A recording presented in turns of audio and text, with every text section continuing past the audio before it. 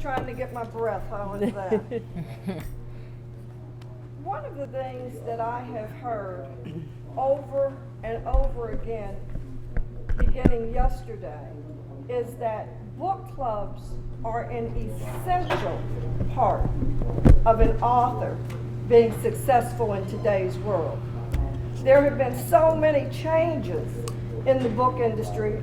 Even as readers, we know how things have changed so drastically that we used to run to Costco and BJ's and wherever and buy the latest James Patterson book that came out.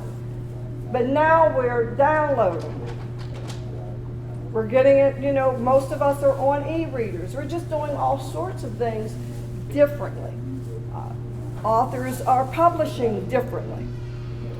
And so, as a reader, you really want to stay abreast of what's happening in that world because, as a reader, you want to be able to know that you're still reading really good literature. I put on the Black Authors and Readers Rock Weekend because we are underserved. Is there anybody up here who disagrees with that? We are basically underserved. I read an article about a woman a couple years ago, and I don't even remember her name, but she talked about how she routinely is on the New York Times best-selling list. And she said that she doesn't market, her publishing company doesn't market for her, but she has a fan base. And when she puts out that she is putting out a new book, she knows that her fans are going to buy that book. But their fans, and we're just going to leave it at there, their fans outnumber us 10, 20 to 1. We talk about, how can I say this? I can remember years ago, people would buy one book and want to Xerox it and pass it around. How do you all think that authors make a living? In today's world, we want you to understand that it's give the gift of books. I have tried to give people books who look at me and say, I don't read that. You don't have to read it. Someone you know may read it if you are a giving person. Never turn down a book. I have some friends who routinely, when they are at events like this, buy 2 or 3 extra books because that's what they give at Christmas. That is what we have to do to let people know that we support our authors. That's my intro. With me today is Priscilla Johnson. Priscilla is a online book club person. She runs book clubs online. She also teaches people how to be a street team for an author. Trice Hickman, been with me. We've been with each other since her first book. She's now moved to North Carolina, but she's still very supportive. And what I want Trice to address today is how book clubs have impacted her sales and her life. Next to me is my reluctant panelist. This is Cynthia Kelly. Cynthia Kelly and I partnered last year. Cynthia is the event planner at the Wayne Curry Sports and Learning Center. She has done wonderful things here in the county to help me. We together have started a book club at the Sports and Learning Center that meets the second Friday of every month, and we haven't formalized it. We just call it the Friday Night Club. But we have been meeting for more than a year. We have 20 to 25 people most months. We're very casual, but last month we got a little white man to join us. It was really wonderful because he had read the book, which was 40 Acres, and he was really... No, not 48. It's Mama's Boy. Mama's Boy. And it was just interesting to hear his take on that book. So if you live in the area, please feel free. Cynthia does publicize what we're reading. And what I want Cynthia to share with you today is why she works so hard at the center to bring reading to people who are in and out of that center. And last but not least is Dion Piart. Dion just released her second book.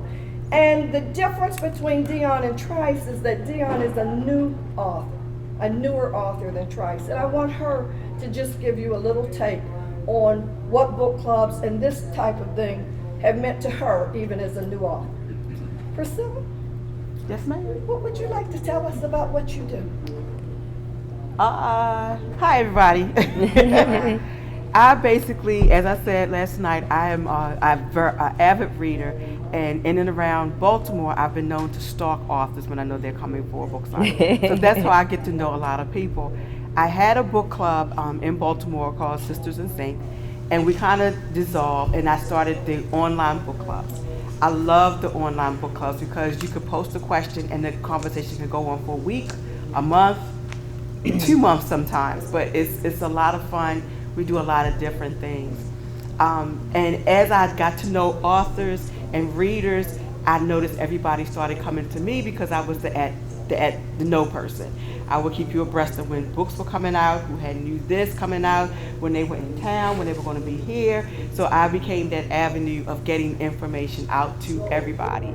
I started building street teams for authors because authors needed a way to get information out.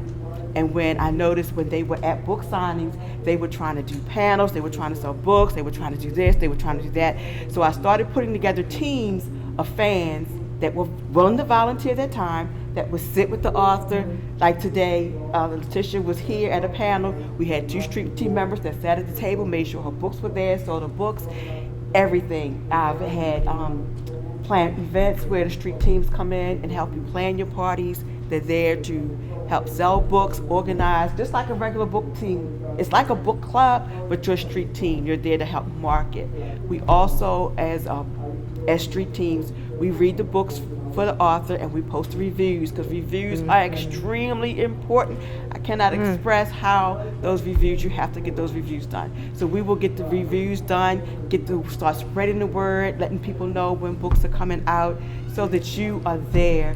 And the fans are there because fans want to know, and sometimes the authors, they don't have time for that. They want to write, they have to meet deadlines. So this way the team has the information to disperse for the author to get all of that information out. So that's one of the very important things that I do, and just contact me. Okay. And one of the things that Priscilla did touch on is reviews, and we're going to touch on that a little more as we go along. Trice? Yes. Well, good morning, everyone. First of all, thank you, Sharon, so much for putting together such a wonderful event. I want to give you a hand. And events like this are so important for us because, as we've all been talking about all weekend, the industry has changed in so many ways. But one thing that I have found that has remained constant for me since I first published in 2007 is that book clubs are the lifeline of an author's career, period. And I tell all aspiring authors that. And I'll just share with you how my experience with book clubs. So I self-published my first novel in November of 2007. And I was doing a book signing at Barnes & Noble in Union Station. Was it Barnes & Noble then or Walden? It was Barnes & Noble, yeah. So, I was a brand new author. This was December that I was doing the book signing, so my book had only been out for like a month. And this young lady came to my table and she said, "So what's this book? I've never heard of you." And I said, "Well, I'm new," and I gave her my, elevator pitch. And I said, are you a member of a book club? And she said, "Yes, I am." And I said, "Well, if you read my book and you like it, will you please consider having my book as your book of the month? And I'll come out and I'll meet with you in your book club." And she said, "Oh, yeah. Like 2 or 3 weeks later, she emailed me and she said, "I read your book. We'd like for you to come in January." I was so nervous. I was like, "Oh my God, now I have to go meet with her and all these women." It was such an amazing experience for me. And that young lady is at this event this weekend. She and one of her other book club members. Every single book that I have written since 2007 Sage Book Club has purchased all of those members, and they go out and they tell other book clubs and other readers and their family and friends about me. So it's not just those 12 women, it's, you know, those 12 women plus people that they know. And so that's the power of what you do as readers and as book clubs. And it's such a great relationship once it's established, because it's almost like family. And so for every author, it's so important for us to keep in touch, not just with the book clubs, but individual readers as well. And so I know we'll talk a little bit more about that, but that's my experience, and that's how I immediately realized the power of book clubs and what you do for us. Cynthia? Good morning, everyone. Again, thank you, Sharon. But without Sharon, the book club wouldn't be where it is today. So I truly do appreciate you. I started a book club. I think I started a book club because I wanted to do something different. Working with Parks and Rec, you have the opportunity to kind of like invent things, and so no one thought about bringing reading to our center. You think of sports and things like that, but we have at the Wayne K. Carey, we have what we call sports and learning, so we had the learning piece of it. So I kicked it off in 2011. Actually, Ayamla Van Zant kicked my first book club off there, but I gave up because getting commitment out of people was very, very hard. So I think it went on for about 5 to 6 months, but then I let it go away. So I want to say to anyone out there, when you do start a book club, stay with it. Even if you only have one person there, if one person shows up, stick with it, because it will grow to be, maybe your dream or something like that. But it's about relationships too. That's what's really come out of this. We look forward to our meetings, the discussions. What I really like about it is the different perspectives that come out of it. So we get, very interesting discussions and things like that. But I really come to enjoy it. It's almost like I really can't describe it, but it's something good that's come out of it. Other parks and recs around the country now are talking about starting book clubs, because no one ever thought that could be something that you can do in a parks and rec facility. So I'm glad I did, and I thank you. But one thing that Cynthia didn't mention was that one of her dreams was to have a book festival. And last May, we had our first book festival. It was very successful, and now Parks and Rec has bought in, and we have our date for May of 2016, so we are ready to do this again. Dion? Thank you, Sharon. It's really wonderful to be here. This is my second Black Authors, Readers and Readers Rock. Authors and Readers Rock. I'm having trouble today. I didn't have enough caffeine, apparently. Last year, I came just as an observer, and I was really struck by how supportive book clubs were of authors.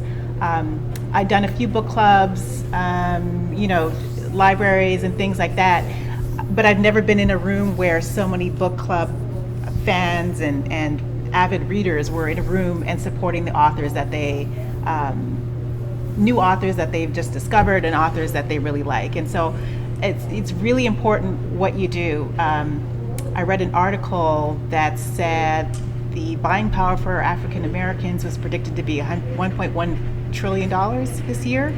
So even though we are a small segment of the population, we have such buying power, such strength in our dollars, and we can really define somebody's career. We can really launch somebody's career. And book clubs, when you buy your books at the same time, that can help boost an author's sale, and it helps boost their position on the bestsellers list. And so you really, really play a really important part in how we develop our careers. And it's not only, we've had discussions about how the book clubs are really great for this is the social piece of it, and learning about different books and different perspectives. But it's also really great for us authors. It's so energizing and invigorating to go to a book club meeting and have people discuss your book. And sometimes I just sit back and listen, and it's interesting to hear what people's takes are about the characters and what's happening in the stories and the motivations, and it's really energizing. As soon as I leave, I feel like going back and I'm really energized to start working on the next book. And so it's not only the sales, it's really just it's a really great boost for us. So, thank you for that. How important, Trice, are reviews to you as an author? They're very important. And some people say, oh, well, I don't listen to what other people say about a book. I want to read it myself. But I have found that that's very few people. How many of you read reviews of books before you buy them? It's just like anything else. If you're going to purchase a car, or if you're going, I know that's a bigger investment than a book, but if you're right, but if you're going to purchase something, you go online and you read the review of that particular product. If it's a hair care product, you want to know, oh, how does it work? What does it do? So the same applies for books too. And when you're buying a book, when you invest in a book, you're putting hours of your time, sometimes days of your time, depending upon how fast you read, into this book. So you want the return, you want the payoff. And when you look at other people's reviews, if you see 2 stars across the board, maybe that's not a book that I want to try to, invest my time or money in. So reviews are very important. And I say, and this is my take on it too, whether you like my book or not, if you've read it, I still want to have that review posted, because it's great to have feedback as an author as well. But reviews are very important, and they help to boost sales as well, because on Amazon, if you have a certain number of reviews, you automatically go higher on a list, and your information will be, or your book cover will appear on different pages, and you'll get it sent to email, and so it's part of marketing as well. How many of you have Kindles? Do you notice generally when you turn on your Kindle that they're promoting a book? And I'm just always jumping for joy when it's a book by an author that I know. But that's why you're seeing them, because they're sales. I see on Trice, all of us, I guess, sitting at this table, we're all Facebook people, right? Right. And we really talk and communicate through Facebook. And you'd be surprised at the number of postings that we see where people go into bookstores and will not find not one book by an author of color prominently displayed. Am I not correct? Right. I mean, they go in. So what do you do? What is the answer to that? What can you do as a reader when you're looking for Trice's book, or Letitia's book, or Dion's book, anyone's book? Dee is sitting there in the back of the room. What do you do when you go in and you really want that book? You don't want to download it. What can you do as a reader? Talk to the manager. Talk to the manager. Ask them to order it. Get your book club. I have to laugh, Rashonda. Rashonda takes Billingsley as a scream. But Rashonda said when she first started writing, she would go into a bookstore, she wouldn't see her book, and she would go home and she would call. Hello, I'm looking for Rashonda Tate Billingsley's book, and it wasn't there. Can you get it for me? And she said she waited an hour, and then she called her, I'm looking for Rashonda Tate. And she would call with 10 or 15 different voices to be sure that her book got put there. And it's the same thing for the library. I mean, it's not just, a lot of us use the library, but it's the very same thing. If you don't ask for those books, if you settle for those books not being there, they're not going to be. So you have to ask. Take the time. Ask your girlfriends to ask. Because someone said, even if they don't buy it, send all your girlfriends in there so they have 5 or 6 of them on the shelf. But those are the things that we have to do. Before I get too far afield, I really want to know, is there anything you and the audience really want to ask us now that you kind of know what we're here to offer? Any questions? Nobody has a thought? Are there book clubs in Virginia? Pardon me? Are there book clubs in Virginia? Oh, there's book clubs everywhere. I just cannot imagine a place where there aren't book clubs, but if you're interested in finding a book club, Curtis Bunn's National Book Club Conference has a wonderful directory of African American book clubs by state. You simply need to go to the nationalbookclubconference.com and you will find his list, and that's very helpful. As a book club founder, I encourage you to start your own book club.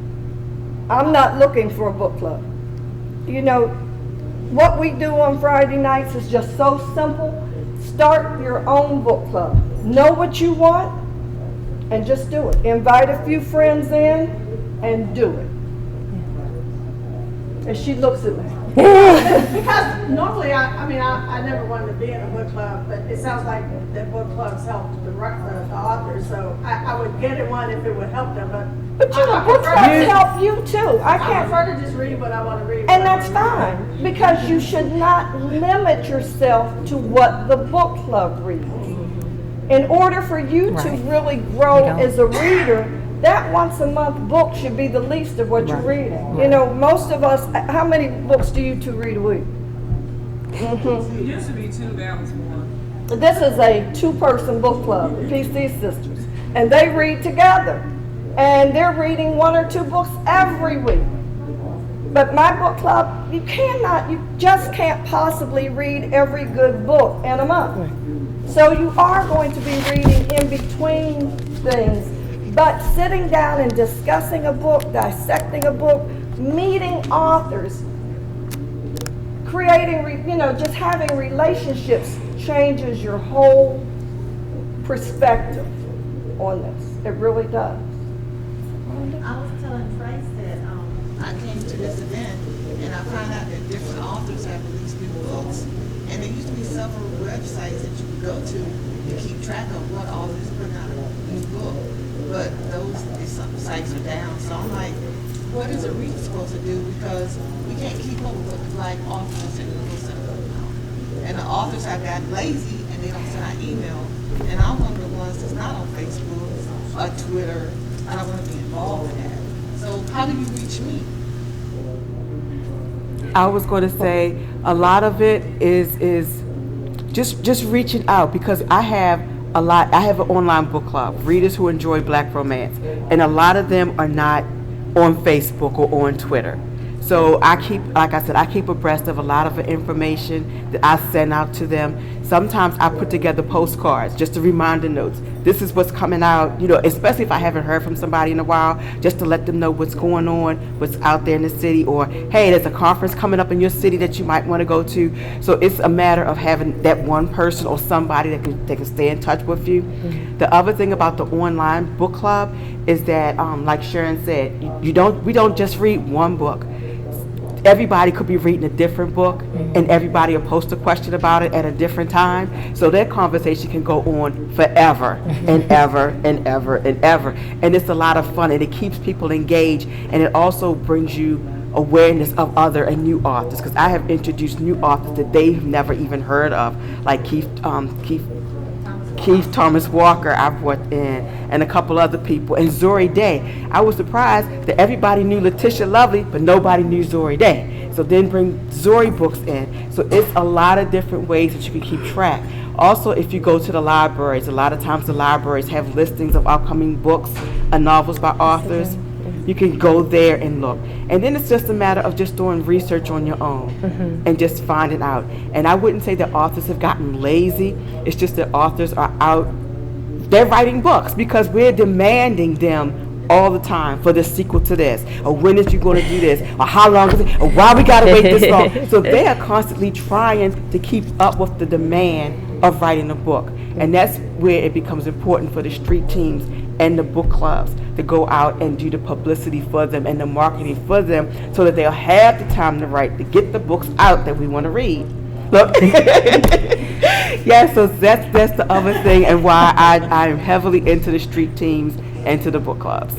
And I'm going to piggyback on what you just said, Priscilla, because it is so challenging as an author, because there's so many things we have to do. The industry has changed so much, and there's a constant pressure for that next book.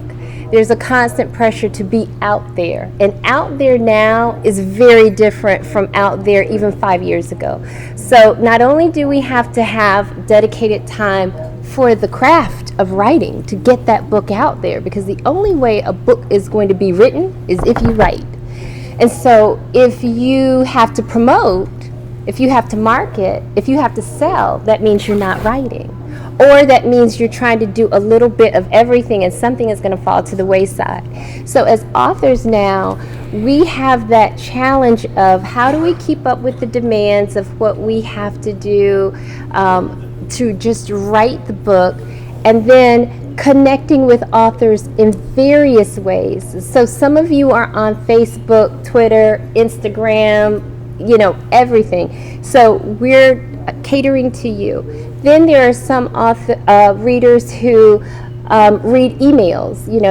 They want that newsletter. So we have to, get that newsletter out for you. So and then it's important too to have that online presence, but also events like this.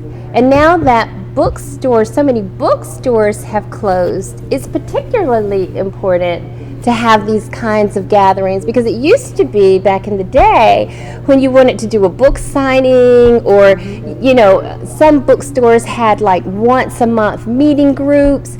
Those bookstores are gone. And when Borders closed years ago, they had most of they carried most of the African American books. I think it was like 30% in the market. Barnes and Noble, and they're shutting their doors too. So then where do we go? How do we find you, and how do you find us? And it's a combination of all of us working together. I'm sure that you have to miss, what was the name of the black bookstore? Caribou. Yeah. And that was where, It was, that was yeah, where we it was went. wonderful. But, and I don't remember the exact statistic, that Troy Johnson talks about. Yeah. That over the last 10 or 12 years, like 80% of black-owned bookstores in the United States have closed. Absolutely are gone, not to come again. And when we go into a lot of other bookstores, we're not as welcome in terms of having our books really put out there. And that's why Trice is absolutely right. It's this kind of event. It's the networking. And I'm not scolding you, because I know y'all say I'm so bossy. That's okay. I just be bossy. There are good things about Facebook. And I'm telling you, it keeps us connected. I try to be selective about the pages that I get myself involved in, but if you really want to know what is happening in this world, you will go on Facebook and at least join one or two really good groups that aren't just about promoting and just aren't selling my book, but really give you absolutely good information. You don't have to befriend everybody. You don't have to get the kind of notices we get, right? Because we're really on there every day. And all of us, we're probably seeing each other and exchanging. Renee is in that group. Delilah, we're all kind of getting it together and letting you know where we're going to be, what we're doing. But there are some good groups, and a lot of your authors have author pages. If you want to follow a particular author, you don't necessarily have to join a big group where you're getting 100 emails a week. Go to Zori's page and like her page. Go to Nikki Knight's page. Go to Trice's page, and at least that way, choose those authors that you like, respect, and you want to read, and join their pages so you know what they're doing. You don't have to be in the drama Right, of Facebook. Facebook. Right. Because I'll be the first one to admit that there are days, and I know all my friends have seen it, where I say, can't do it today. Just we're gonna skip over all of that today and be positive, right? Right. So, any other questions? I have a comment. I find that being a part of this book club, Friday Book Club at the Prince George's Sports and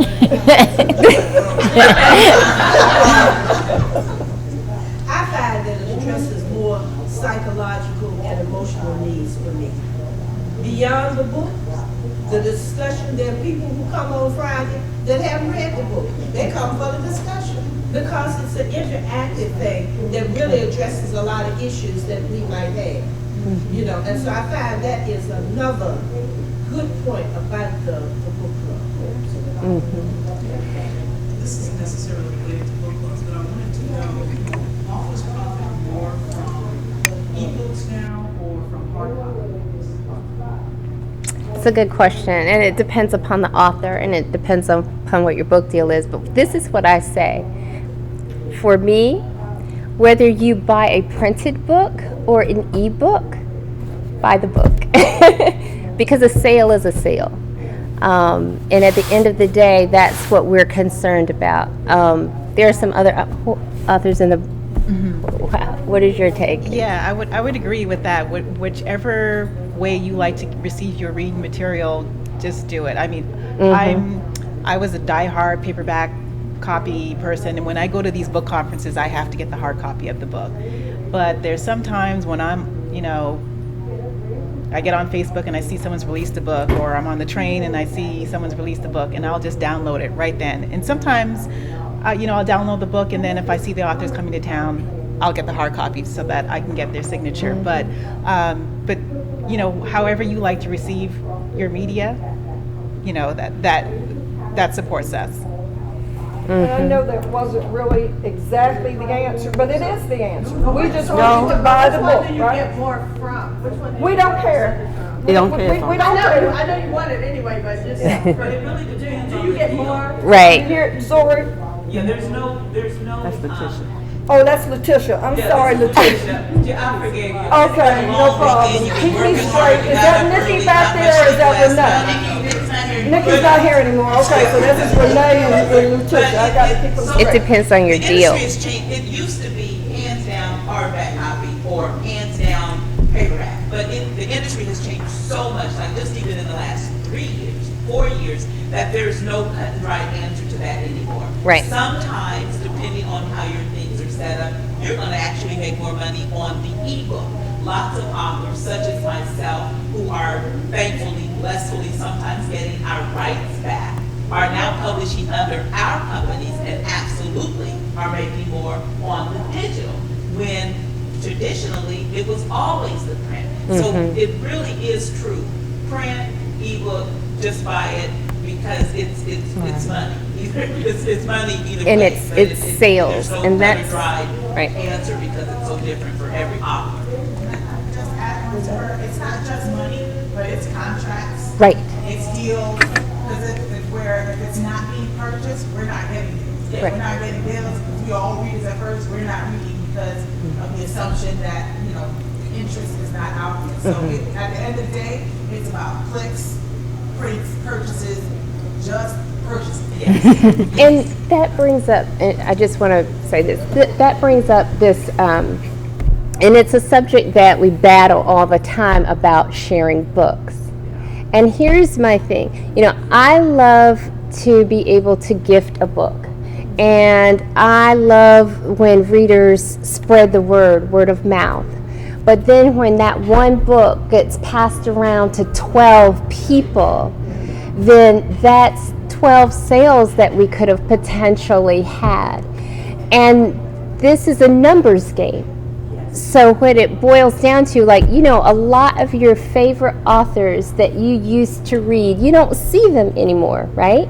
It's not that they're not great authors. It's not that they don't write great books or have great stories to tell. It's that their sales went down. And our contracts are dependent upon sales.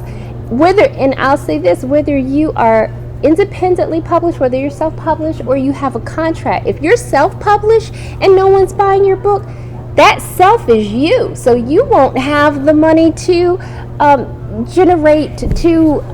continue to write books either. So on either end of the spectrum, whether you're self-published or traditionally published, sales count. And so we appreciate the fact that you purchase our books, that you tell others to purchase our books, because that keeps us in contracts, or it keeps us, allows us to be able to independently publish our work. And not just, I'm going to answer you, I'm just going to say this. It's not just the books, it's supporting events like this. Right. You just don't know how it feels to spend days and weeks putting together a book launch and your mama shows up. Okay? You know, it's about you all leaving here today and telling a friend, I went to this really great conference and I really enjoyed myself. And next year we'll be able to move to a new hotel because we're going to have twice as many people. It's about selling the whole deal. Yes. I'm sorry. Yes. My question is, now I'm addicted to audiobooks because I don't have a lot of time anymore to download Oh, them. yeah. So, and I have a long commute and I walk a lot. But I noticed that a lot of Black authors they don't have an audio version, which is disappointing. And so I find myself, either I'm reading stuff I don't want to, listening to stuff I don't want to listen to, or listening to other books. But why is it that there aren't as many Black authors in the audio version? That's a good question. Anybody? It depends on how it's published. If it's part of your contract with a traditional publisher, it's part of your contract with the editor. If it's on you, it's very expensive. It's a lot of studio time, a lot of editing work, so it's not, so it has to be worth the investment. You have to kind of know that it's going to pay off for you. And for some reason in the African American marketplace, there's not a lot of, sales are huge, and what I understand, the sales are huge in most books. So, the publisher's going to invest in bringing it, they're going to get a return on their investment. That's the same thing for self-published. I was told by a person that asked me my job, and she did spoken audio. And I explained to her the same thing that Renee just said, and it's very expensive, it costs this, and you are the only one who has asked me about audio books, so no. Well, if you want my audiobook of Secret Indiscretions, it's available. But the thing was, about 3 months later, she came to me and she said, you didn't put it in audio book, but there's an app that will change your text to audio.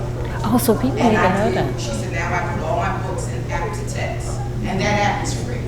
Oh, wow. So That needs there to I wonder is if it an app needs the for Kindle, feeling, though. there's an It app doesn't, for, but it reads. Kindle Fire, there's an app for, there's a regular text app if you have an iPhone or whatever that will convert any text over to voice. Because she drives That's it. free. Yeah, and that's what she said. That Wow. She needed. But she got it like 3 or 4 months later, and she said, and it's free. I said, so you understand what I said no to? Because it costs so much to do it the other So way. she just doesn't get the feeling, but she gets the word. Yes. Oh, and it's I can deal with that. It's not that we were talking about where you get a male character and now you get a female character. It's the same as a study guide that you would read if you had a textbook from college and they talk to you. But she said that's fine because all she wants to do is hear it being read. So that's fine for her. But they do have that. For independent authors, I think the same challenge, it's expensive to do, and so a lot of us will start off with the ebooks or the paper books first to see how the market is and to make some of that money back that we invested in it. And for me, my books are either based in the Caribbean or they feature Caribbean characters. So when I do the audiobook, I want someone who can get the accent right, so that you really get the feel for it. I just have a quick question. When you talk about the ebooks versus the hard copy books, you think it's more like economic supply and demand? You may have an ebook that costs less, but you have more readers buying it, so you might benefit more. I mean, even though I like hard copies, but it seems like with modern technology, it's like economic supply and demand. Yeah. Cost is cheaper, but you might have more people reading via electronics, so you might make more. Yeah. I mean, I don't know if you've all seen that shift. That's true. Yeah. I'm sure flying has changed a lot of it. Yeah. So Because I can remember when I was going someplace, I'd have half a suitcase full of books to be sure I had something to read the whole way. It is so wonderful to pick up my Kindle and get on the plane. Right, That's the way it is. Yeah. Well, unless you all have some more questions, anyone at the panel want to add anything? You've been I want to able. say something real quick. Okay. I get an email from like Simon Schuster, and it announces new books coming out, and it's usually all white authors. So how come your publisher don't do the same thing? Because there aren't that many of them there. But they can still do it. I mean, I'm not saying they can't, but I would say just from listening that a lot of, okay, let me give you I'll give you a hard example. Rashonda and Victoria are both still with the publisher, and they are now the only black authors in their division. When at one time there were, go on, Trey. Yeah, and that has a lot to do with how the publishing company looks as well. If you look at publishing companies across the board, black editors are gone. You know, you can count on, we can literally count on our hands how many African American editors are at the major publishing house, and they acquire books. Exactly, and the publicists as well. And so, and a lot of it has to do with if we're not in the room, we're not in the room. You know, but I do. It's not just the authors that are gone, it's the whole support system. It is. That is no longer there. But I want to say this one thing really quick. I just want to acknowledge and thank Rhonda Pope and Leonta Sears. These two ladies, a two-woman book club, they are two of the ladies who have supported me from my very first book. They go to as many events as they can. They support black authors, they support readers, they support event planners, and so I just wanted to acknowledge you two and say thank you. If you go to an event in this area and they're not there, you know there's a problem. I want to say something real quick. If an author has a street team, please join it. It's not a lot of work. It doesn't require a lot of your time. And I have street team members here. You can ask them. All you have to do is post something once or twice a week on your page. Post it on your book club. Go to a bookstore. Hand out a flyer. I have flyers all the time, and I have some for Keith Thomas Walker and Nikki and a couple other people. I just hand them out on the subway, on the bus, and remind me, Letitia, the bus driver wants me to get one of your books signed for her again. I mean, I do stuff like that. That's how you spread the word. So I carry flyers, I carry bookmarks, I carry little things, and I hand them out for the authors. It's not a lot of work. It's not hard to do. And these little things that you can do for the author gives them time to promote and write the books that we want to read, and it helps get the sales. So join the street team. Join the book club. Yes. That's it. Oh, I'm sorry. Yeah, and that's too much you were saying. Also, that's where like we have to, as the readers, have to do. Because like I got a part of AARP, and so I got this email the other day, and among them was a thing for like 21 must-read books or something. So I look at the list and I don't recognize anything on there. So I write back on the email and I'm like, excuse me, I didn't notice any African American authors on there. Where are they? Why are they not among those 21 that you need to read or whatever? When I usually go to the library and I try to check out some books from my people, and even though it's in a black neighborhood community, I'm like, why are there 50 copies of John Grisham at this one branch and one among 6 branches of the Victoria Christian Learning or something like that? I mean, I get on their nerves. They try to see me come when I go to the stores or whatever, when I'm looking for what I look. Why do I have to go to the store by mine? Why don't you have it here?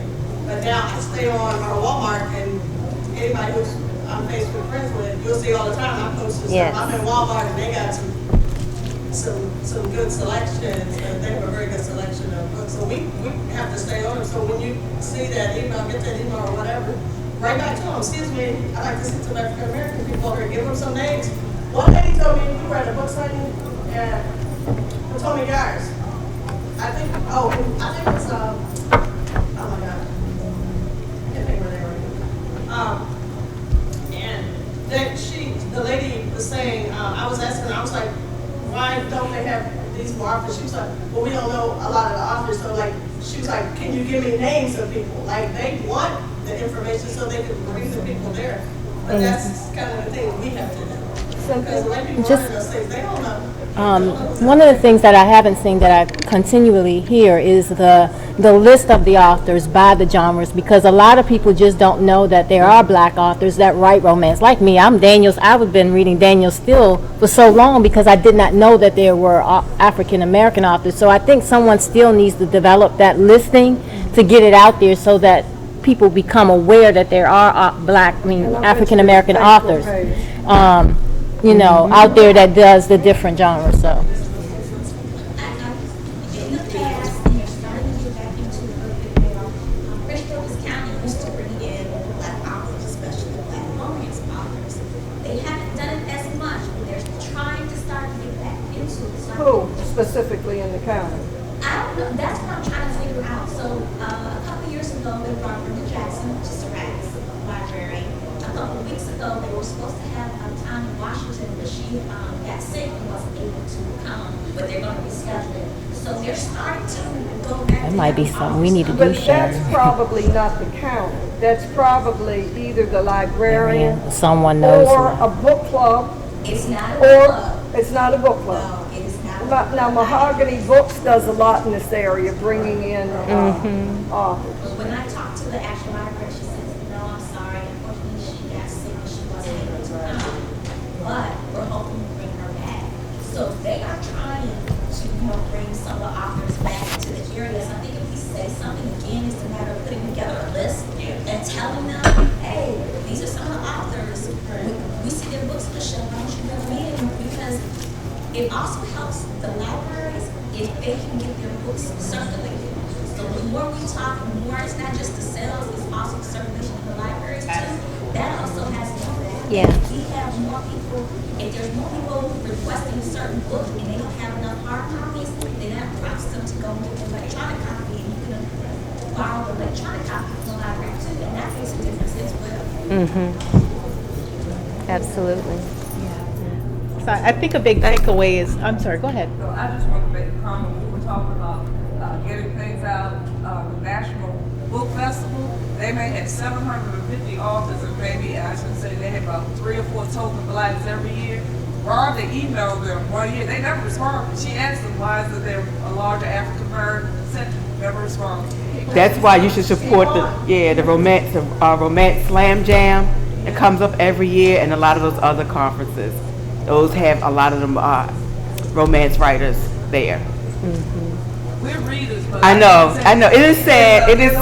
Especially with RT, especially with RT and RWA. But Romance Slam Jam, yeah. We done RTA when it was here. Didn't we? We done it here. It was times we could count how many we supported. You all can continue to talk. I'm sorry, the county executive is coming in today to greet the crowd, and that's his point person. Okay. Thank you, Sharon. Thank you, Sharon. Thank you, ladies.